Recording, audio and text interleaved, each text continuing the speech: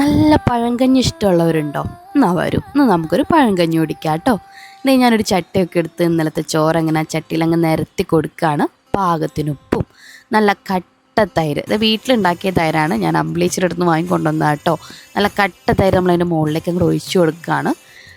ഭംഗിക്ക് ഞാൻ കുറച്ച് ഉരുളക്കിഴങ്ങ് മെഴുക്കുവരട്ടി ഉണ്ടാക്കി, അമ്മ ഉണ്ടാക്കിയ പയറ് മെഴുക്കുവരട്ടിയാണ്, അത് നമ്മളതിലേക്ക് അങ്ങ് ഇട്ട് കൊടുത്തു. പിന്നെ കടുമാങ്ങ ഇല്ലാതെ എന്തൊരു പഴങ്കഞ്ഞി അല്ലേ.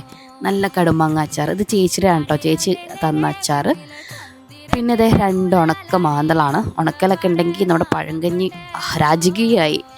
പിന്നെ 2 പപ്പടും. ഇനി നമുക്കിത് നന്നായിട്ട് അങ്ങോട്ട് കുഴച്ചങ്ങോട്ട് എടുക്കണം. അതാണ് അതിൻ്റെ ഒരു കുഴയ്ക്കുന്നതിലാണ് അതിൻ്റെ ടേസ്റ്റ് വരുന്നത് പഴങ്കഞ്ഞിയുടെ.